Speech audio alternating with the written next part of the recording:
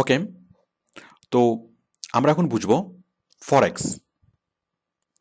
এটা একটা সংক্ষিপ্ত শব্দ। এটার ইলিভোরেশন হচ্ছে ফরেন এক্সচেঞ্জ। ফর দিয়ে ফরেন এবং ইএক্স দিয়ে এক্সচেঞ্জ। ফরেন এক্সচেঞ্জ মানে বৈদেশিক মুদ্রা বিনিময় অথবা বৈদেশিক মুদ্রা বেচাকেনা। তো বৈদেশিক মুদ্রা বেচাকেনা কেন করতে হবে?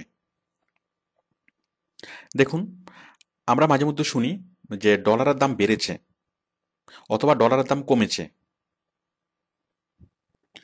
এভাবে সব ধরনের ফরেন কারেন্সির দাম ফ্লাকচুয়েট করে।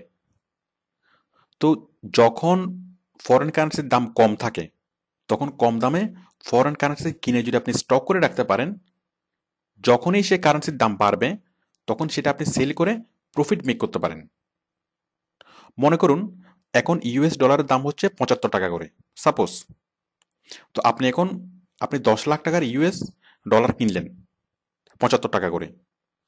তো এরপরে 1 মাস পরে যদি এটার দাম বেড়ে 80 টাকা করে হয়ে যায়, তাহলে আপনি সেটাকে কত সেল করতে পারবেন? ওই 10 লাখ টাকার ইউএস ডলার যদি আপনি সেল করেন, আপনি হয়তো অনেক বেশি পরিমাণে প্রফিট করতে পারবেন। 75 টাকা করে কিনবেন এবং 80 টাকা করে সেল করবেন, এবং মাঝখানে এটা হচ্ছে আপনার প্রফিট। তো এটাই হচ্ছে ফরেন এক্সচেঞ্জ ট্রেডিং অথবা ফরেক্স ট্রেডিং অথবা ফরেক্স বিজনেস। ফরেক্স আউটসোর্সিং না, it's a business as like our share market.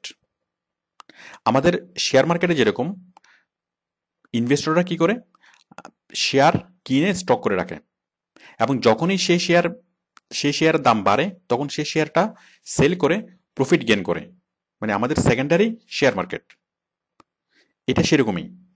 তাহলে ফরেন এক্সচেঞ্জ হচ্ছে অথবা ফরেক্স হচ্ছে আমাদের শেয়ার মার্কেটের মতোই।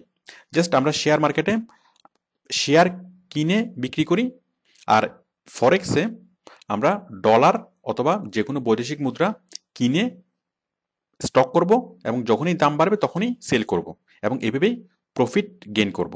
এটাই ফরেক্স। তো শেয়ার মার্কেটটা বেসিক্যালি কি, ডলার কেনা বেচা। Not only dollar, but you can buy and sell every foreign currency as like yen, pound, then franc, ruble, যে কোনো ধরনের ফরেন কারেন্সি আপনি কিনে স্টক করে রাখতে পারবেন এবং পরবর্তীতে দাম বাড়লে বিক্রি করতে পারবেন।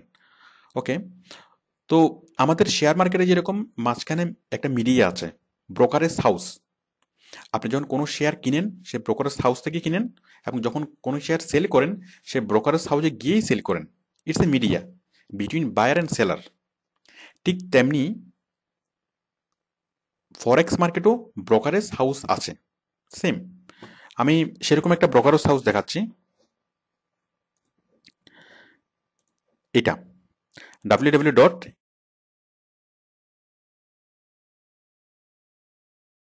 টাকা আপনার দরকার হচ্ছে 10 লাখ টাকা, তাহলে আপনাকে আরো অনেক আর আপনাকে কত 9 লাখ টাকা লোন দিবে। সেরকম প্রতিষ্ঠান অনেক আছে, এই যে ব্রোকারেজ হাউসগুলো, ইনস্টা ফরেক্স। আপনি আপনি যদি ওদের কাছে যান, গিয়ে যদি বলেন যে আমার 1 লাখ টাকা আছে এবং আমি তোমাদের সাথে ফরেক্স বিজনেস করতে চাই, তাহলে তারা আপনাকে আরো 9 লাখ টাকা লোন দিবে। আপনার ছিল 1 লাখ, ওরা লোন দিলে কত, 9 লাখ।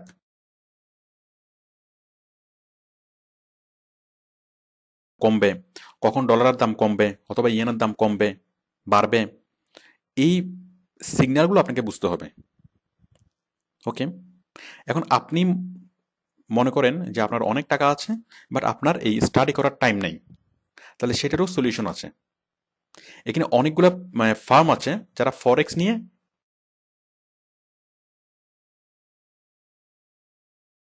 হয়েছে পুরোটাই ভেনিশ।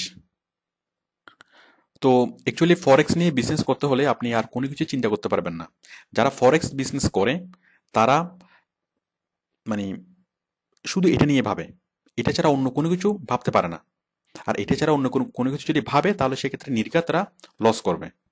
ওকে, তো আশা করি আপনি ফরেক্স সম্পর্কে বুঝেছেন, ফরেক্স কি, কিভাবে ট্রেডিং করা হয়। আম, আপনি আরও বুঝেছেন যে এটা একটা business, this is not outsourcing, it's a business. এবং আপনি আরও যেটা বুঝেছেন সেটা হচ্ছে it's a high risky business. Okay, thank you.